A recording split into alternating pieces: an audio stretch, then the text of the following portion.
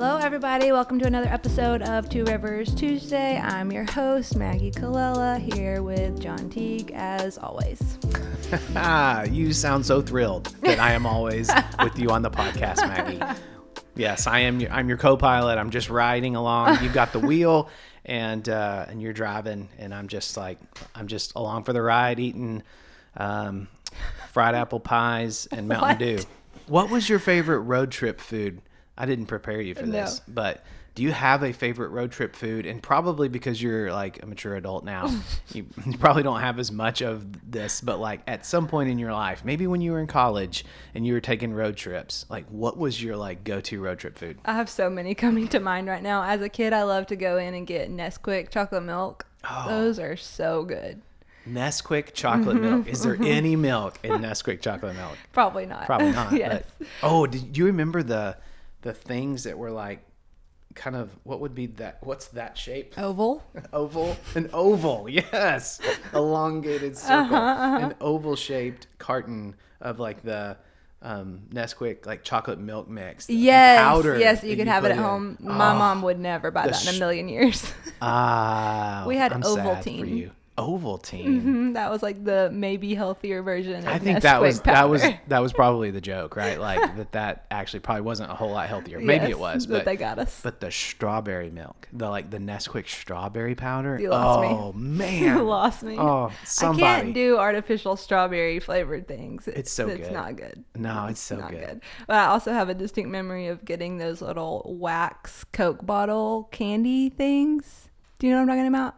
Wax? Yeah. Yes, from Cracker Barrel. But they had them at the gas station too. And you could do you have any idea what I'm talking about? I don't think so. Oh my goodness. Okay, so it'd be like a row of these tiny wax bottles filled with various colored liquids. Oh. And you would bite off the top and get like one sip of some crazy amount of sugar, crazy amount of food dye little beverage. Oh man. And then I was a weird child, so I would take those wax bottles and just like chew on the whole thing and like form different things out of it and just make a mess. That's what car. Okay. Just destroy them. That's awesome. I can't believe you never had those. No, I didn't. I did not have those. Wow. But my go-to road trip food was, especially in college, I loved getting those fried pies. You know what I'm talking about? Like they're like glaze on them. Yes. And they have different ones, but I always got the apple pie, individually wrapped, like always on an end cap in a gas station, and get with like some like high caffeinated soda or something, you know, or a cappuccino that would go really well. Like just so from much, one of those machines. Yeah, the cappuccino machine. Like so much sugar in those things. Oh man, I love that stuff. I physically and mentally feel like I'm in Quick Trip right now. Oh yeah. Yes, that was just like my childhood gas station was a Quick Trip. So you're just taking me back to the Quick Trip. I thought it was Quick Tip. It's Quick Trip. That makes way more sense. Okay. Quick Tip. The QT. Quick Tip. That makes I have no idea why it would be the Quick Tip. Now you know something. Okay. Speaking of road trips yes. and gas stations, on Sunday, you talked about driving and how you would potentially fail a driver's test at this time. Yeah. Yes, I probably would. I probably would as well. What is one driving rule that you wish could be just like eliminated? A driving rule that I wish could be eliminated. That's like, this rule is unnecessary. We don't need this. How about stop signs where there's really no traffic? Mm-hmm. Yes. And I've got one very specific one in my mind. Hold on. Can I guess what it is? Blanche going into Meadowstream? Oh my goodness. How often do you run that stop sign? Are we recording? Okay, I won't force you to answer. I mean, like, I definitely honor the spirit of that. Yeah, give it a little slowdown. That slowdown. I don't ever just blast right through it, although I should probably not say that because I did blast through it recently, but it was like pre 6 a.m. It was before the men's sixer one morning. Nobody's out there. And I mean, no one's out there. And like, it was probably the least amount of slowing down that I've ever done. And now I'm like admitting that. Mm-hmm. So I am a hypocrite. Your conscience is going to weigh on you now every time you get to that stop sign. Yeah, it's probably good to talk about it. It It's like is we're engaging the heart right completely, now. it is completely unnecessary. I agree with you. Yeah. Yeah, it's Yeah. very unnecessary. All right, you talked about that because in life we can kind of do things the right way and kind of follow the narrow way, or we can try to come up with this third way that is just normal and it's kind of how everyone else is doing it. We go with the flow of traffic because it works. And so we're getting that from the Sermon on the Mount, where Jesus talks about the wide way versus the narrow way. But before we jump into that, let's talk a little bit about just the series as a whole. We're kind of starting to slowly, this series is coming to an end. We got a few more weeks, but Jesus is kind of beginning to wrap it up and do his so what, so to speak. But what throughout this series is sticking with you? Like what, since we began this, do you feel like are a few of the things that are kind of just really resonating with you and you're continually being reminded of? Well, so if I'm looking at the Beatitudes, this portrait, if Jesus is a sketch artist and he's like sketching a portrait of kingdom people that have been changed by his kingdom. These are not the kind of people who get into the kingdom. These are the kind of people who are in the kingdom. This is who they become, I think is probably a better way to think about that. And we were talking about this as a staff team a few weeks ago. Blessed are those who mourn, for they will be comforted. Just the things that we mourn, the loss that we experience, the heartache that we encounter in this broken world, our sin, that trips us up. Jesus says it's a blessed thing to mourn. There's a space for that. Yeah. There's a place for that. It's appropriate. Yes. And the promise is that those who mourn will be comforted. Yeah. And on that day when we talked about it as a staff, you kind of led us through a time of doing that and like mourning and taking those griefs, so to speak, to the Lord and praying. And I think that is like biblically, that is what lament is like just bringing your mourning to God, bringing even your anger, your questions, your doubts, your frustrations to God and trusting him with it. And that time was really healing and I think just like really beautiful. But I often forget that that's an option. I just think like so often we have those things and we just try to power through.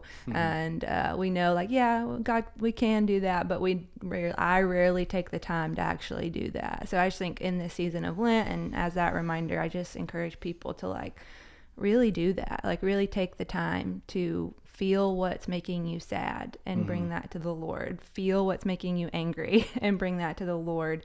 Acknowledge the weight of your sin and mourn that and bring that to the Lord. That's like very appropriate and needed at all times, but even more so in Lent season. That's like kind of what this season in the Christian life is all about, is that like we can mourn and we can trust God to comfort us in that. I got one more. I got one more and I'll ask you. One more here toward the beginning, and it was quite a while ago. So I'm thinking about the salt and light metaphors for us and like how Jesus' kingdom people will interact with the world. And do you remember when we talked about this, that cellist from Sarajevo? Yeah. Do you remember that? Yes. Like him sitting there playing that song in the midst of the rubble. Yes. Like, and how he was bringing his gift. I mean, a beautiful God-given type of gift, like to the brokenness all around him. And it was a mournful song, mourning the destruction all around him, but also trying to bring beauty into destruction. Yes. And like that's what we get to do as people who have been rescued.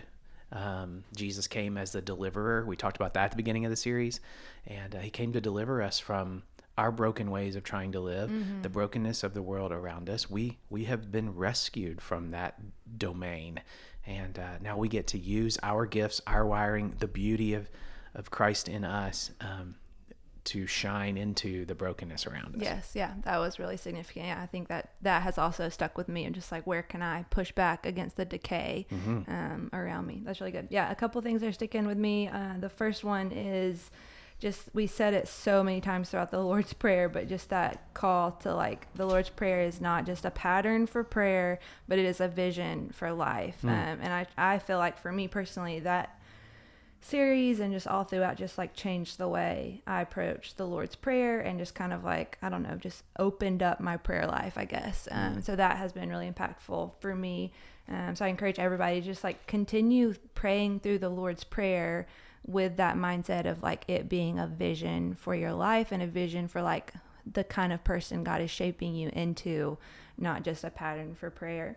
And then the other thing that's been sticking with me is, I feel like we've said it a lot throughout the series, is just this like dichotomy between the empire of scarcity and the kingdom of abundance. Like that is just like a lens that helps me see so many things in life more clearly, and is just an invitation into the kingdom of abundance, which is kind of happening again in this passage. Is like all throughout the Sermon on the Mount and all throughout the Bible, really, there's like these two options. Talk a little bit about like some of these like either ors we see in Scripture.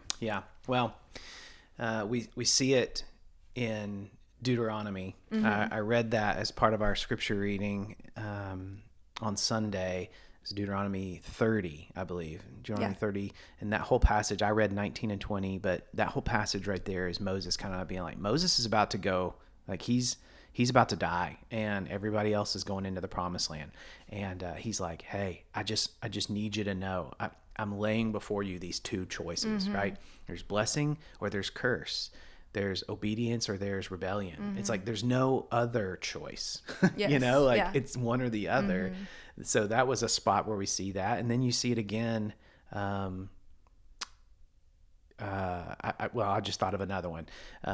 In Joshua, at the end of Joshua, when he's like, hey, you need to choose this day whom you're going to serve. As for me and my house, we're going to serve the Lord. But he was basically putting two options before them, not quite as blatantly or as clearly, but the other one I was thinking of was Psalm 1, when it's kind of like, blessed is the man who does not sit in the seat of scoffers, but delights in the law of the Lord, meditates on it. That man who delights in the Lord is like a tree that's planted by streams of water, and it's always, it's thriving. Not afraid of drought. It's thriving no matter what season it's in.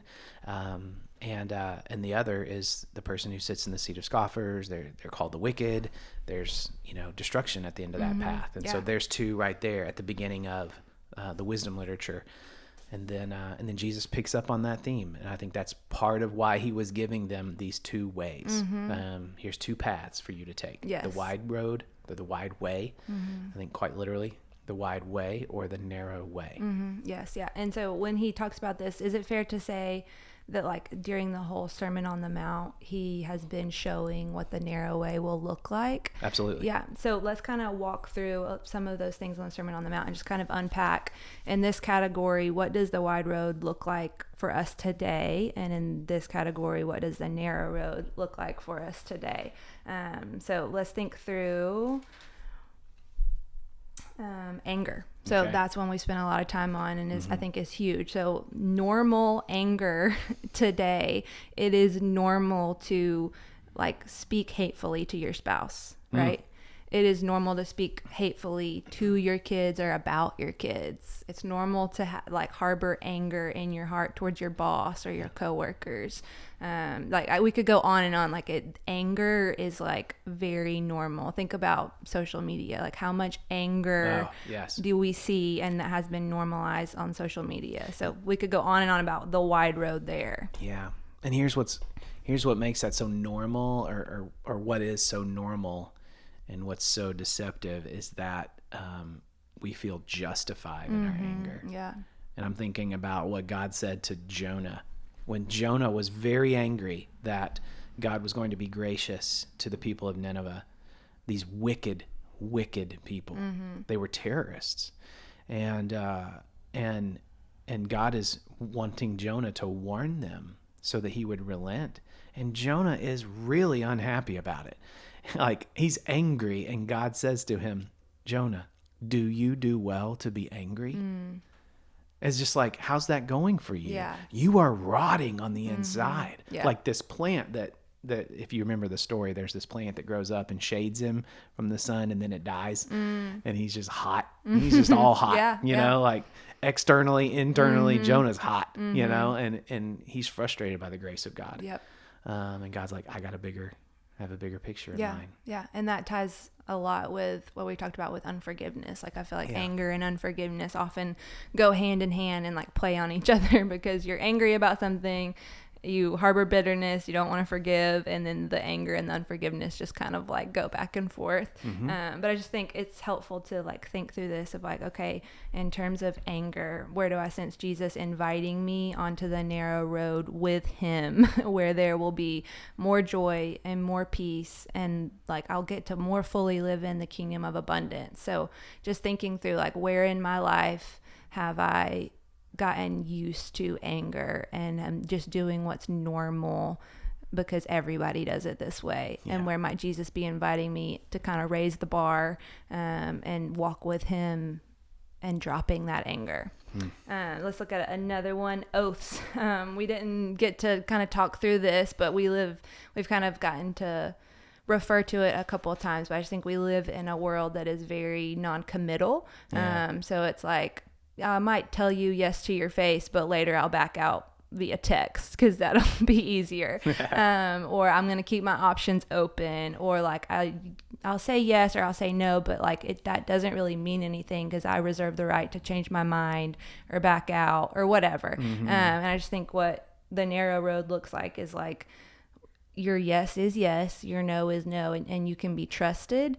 This is something we talk about with our girls a lot, is just like, you can take God at his word. Yes. Because what he says, you know, like is going to be true. He's going to be faithful to it. And so we want to be people who like other people know when we say something that we mean it, that we're not going to keep our options open, but we're going to like wholeheartedly commit to it.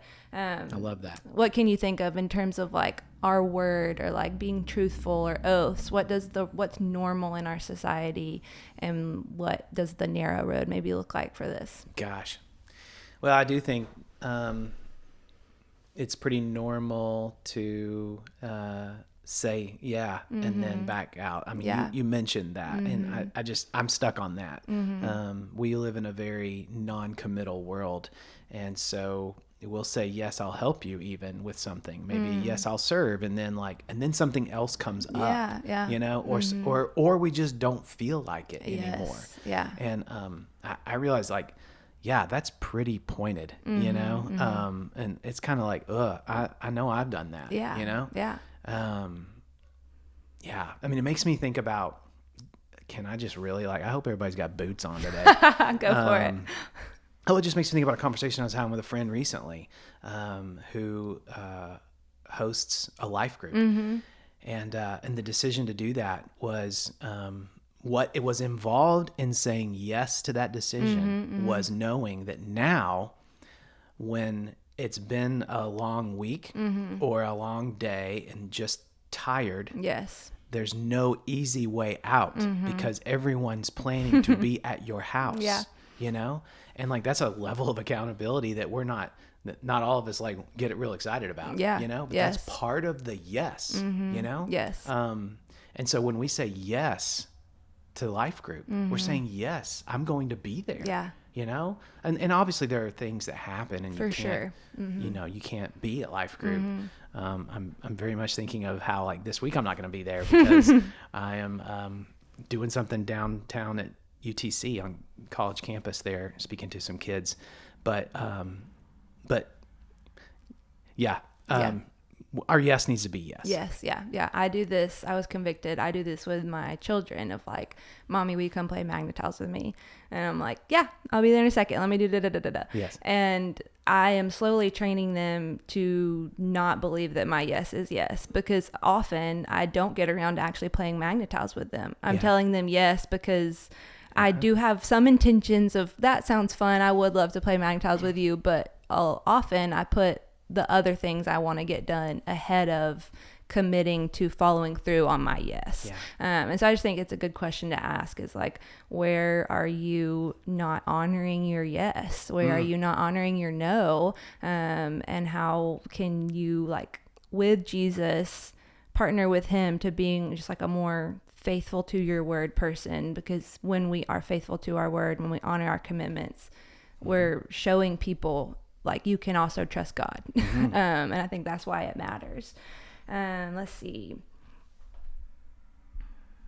Fasting. So fasting is very much not normal. So we can follow the wide road and do what everybody else is doing and just not do that, and just not ever say no to ourselves, and just give in to all of our wants and desires, and even not like focus on strengthening our say no to self muscles. So that's super normal in our culture, is just to like, I want what I want, and it's okay for me to get what I want when I want it. And so I just think that one's also a good one to consider. Like, where is Jesus inviting you into practice saying no to yourself and practice hungering for him? Here's one. Jesus talks about loving your enemies, and we kind of know that. It's pretty easily recallable. But then he says in verse 46, "For if you love those who love you, what reward do you have? Do not even the tax collectors do that? If you greet only your brothers, what more are you doing than any others? Do not even the Gentiles do that?" So basically what he's saying is like, hey, it's easy to love people who love you back. Yep. You know? Yeah. It's harder. It gets more narrow to love those who do not love you back. Yes. Yeah. And that is, for me, that one's really convicting of like, how do I treat and how do I like internally feel about people who are difficult to love, or rub me the wrong way or bother me. And so I think that's just a good test of like, how deep has God's love changed me and turned me into a person of mercy. And I think just a sign of that is like, how do you feel towards really difficult people? Yeah. And just like, think kingdom of abundance. Like, Yeah. how much love do you have? Yes. You got all the love you need. Like, oh, I just don't have enough in my love tank. I don't have enough to love that person. Oh, yes, you do. Yes. Because the Spirit of Christ lives within you. Yeah. Yes. Yeah. I think there's something very normal about being very calculative about who we'll invest in, who's worthy of our time, who's worthy of our care, who's worthy of our relational investment. And I just think there's something in the kingdom of abundance and something in like what Jesus is inviting us into that just frees us from having to be calculative about who we'll give to, whether that's our time, our care, our resources, like our friendship even. Like, who are we to like be really picky and choosy and like overly calculative about like who's worthy of friendship with us? Like, Jesus was not like that. Like, he made time for people who offered him nothing in return. Whereas we're so calculative about it. We're calculating like, what is the business analysis of like cost versus cost, what is it? Cost something analysis. Yeah. Cost risk analysis. Is that a thing? I don't know. Okay. Some y'all business people know what I'm talking about, where we're just like analyzing, is what this is going to cost me. Am I going to get enough back in return? Cost benefit? There it is. Cost benefit analysis. Well, and what you're describing, another word for it is transactional. Yes. Transactional relationships. Yes. It's very normal in our world to think about a relationship or a friendship even as transactional. Yes. That's what you're describing. Am I going to get enough in return for what I'm going to give? Yes. And like, that is not how the gospel works. And thank God for that, right? Like, and so we need to think more about transformational friendship, not transactional friendship. So like, what loving this hard to love person, or loving this person who's not going to give me anything in return, think about how that transforms your character. Yes. Not about the transaction and what you're going to get, because that's scarcity. Yep. Yeah. And I think when we trust Jesus to live like that and to treat people like that, we actually get so much more than if we were living transactionally. And I think that, again, back to the abundance, like, that's what It's like that's what Jesus is offering us. He's just like, you can do it your way. You can try to serve mammon, like we've talked about. You can try to live in this scarcity mindset. You can try to have the wide road too, or you can like come with me and I'll give you so much more than you imagine. There's so much more me here. There's so much more power and peace and joy when you follow me on this narrow road. Which leads me to a question. What do you think causes us to be afraid or hesitant to take the narrow road? Like, what do you feel like we're afraid of, or what do you feel like is the barrier for us just being all in to taking the narrow road? Gosh. Well, I think there are many things. One thing that, and I just need to think like, what's the barrier for me? You know? I think it's the scarcity mindset that like, what if God won't be there on the narrow road? And then there I am. And will I be taken care of? Like, cause that narrow road's different than the wide road. Okay. So like, I think that's why we're looking around and we're going like, but they're all on the wide, like that kind of looks like there's a lot of people over there. Are we sure this is the right way? Yeah. You know, like it's like when you get off the road, GPS is telling you to go around because there's like something coming up that you don't see, you know, and you're like, but what? It's like, what?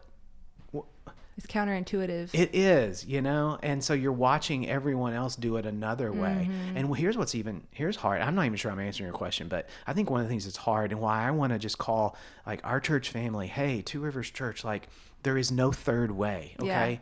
Like, and here's, and if we'll all like kind of agree together to get on that narrow road together, we'll find like strength in that. Yes.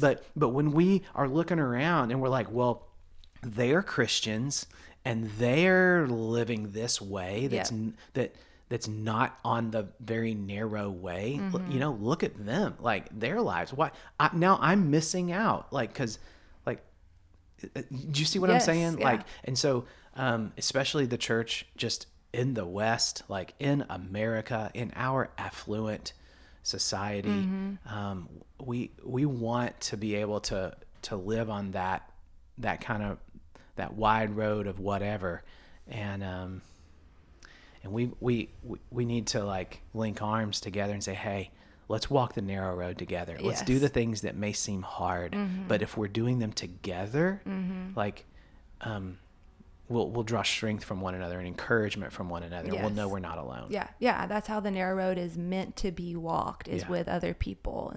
Our faith is very like communal, and so I think there's something in all of us. It's like, okay, if I go all in, if I walk the narrow road, if I give Jesus everything, will I be standing there alone? Will my friends be with me, or will everybody think I'm weird? And so I just think there's a lot of power in us like saying, as a church family, we're all in. We're going to be on the narrow road, even if it's not normal, even if it seems weird to our neighbors, like all of that, but trusting that, again, God is enough and he will provide even like the people around us to be with us in that narrow road. I want to give a specific example of this. And I say this with humility, and because I don't want this to sound like I am tooting my own horn, you know, I said toot on the podcast. I hope that I am always someone who is willing to say, this is where I struggle, you know? But I remember like 3.5 years ago, whenever we began the building campaign, and we went around to some key people in our church, people that we knew were invested in what God was doing here. And we said, we need you to lead the way in this. And so would you commit to the next 3 years of giving toward the building campaign? And so, you know, my family was a part of that. And I remember Katie and I thinking about, praying about coming, and I shared this with the church then, but a lot of people have come since then. She looked at me when we came to a place, a number, and she asked the most honest question that's in all of us. It's like, she asked, are other people going to do this? Because it's scary. Yeah. Are other people going to do this? Or is everyone else going to not do what this right here means. And like, I think that was a line we needed to step across in faith. Yes. And I guess what I'm saying is, and there were others that did it, you know? And when we do it together, there's strength and there's power in that. Yes. Yeah.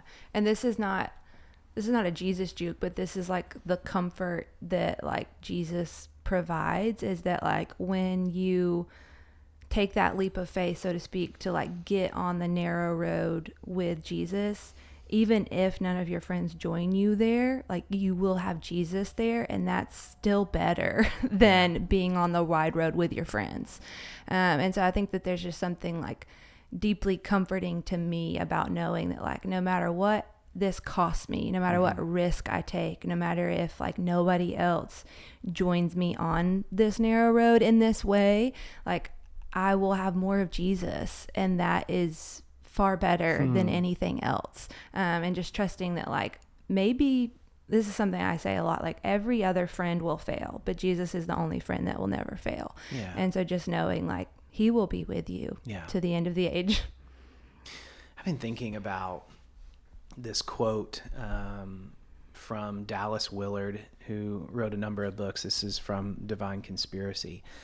And he's sort of diagnosing where we are today. And he says, we now live in a time when consumer Christianity has become the accepted norm. Yep. So I think this is the third way, okay? This is like, let's figure out how to be Christian and also be consumers, you know, and kind of have our own way. Sort of drive, you know, but put Jesus up on the dash, like, you know, what I was talking about on Sunday. He says, consumer Christianity has become the accepted norm, and all-out engagement with and in Jesus' kingdom among us is regarded as just one option people may take if it suits them. Yep. And then he says, but it's probably seen as somewhat overdoing it. Like that just struck me. Like I'm afraid of like coming across like I'm overdoing it in some way. Yeah. You know? And I think that's the world, that's the Christian culture that we're in right now in America, and not everywhere, but just generally speaking, there's this wanting to sort of like have Jesus come along and provide, what did I say on Sunday? Something like spiritual credibility to a life that still belongs to us. Yes. And that's what we have to fight against, because our flesh wants that. Yes. Yeah. And we don't, and so we think like the narrow road is like for the like super Christians, if that's what they want. But there's a wider road for the rest of us Christians. Yeah. And I just want to call us to more because of what you said just a moment ago, because we get more of Jesus on the narrow road, because that's where he is. That's the road he's walking. Yeah. And so we get him when we walk the narrow road. And I want to say this too, because I told you I wanted to make sure I got this in on the podcast. I don't want anyone to hear me saying like, we need to get legalistic and we need to become we need to get real focused on being rule followers. Like being on the narrow way is about being rule followers. Like, I don't want you to hear that. What I want you to hear is that being on the narrow way is about becoming more and more like Jesus. Yeah. And, you know, Jesus did fulfill the law perfectly, and he did obey his Father, and he was totally in union and in sync with his Father. And we see that all throughout the Gospels. Yeah. And so, like, that's the powerful life that we're being invited into, and that's what we get when we walk the narrow road. So don't hear me being like, I just want you to not cuss as much anymore, because I joked about that in second service, and I was like, that country song, I love Jesus, but I cuss a little, you know, like, I don't hear me saying like, I just like, that's what you need to do. Just clean up your language. No. I want you to let Jesus into more and more of your heart, so that your life is transformed.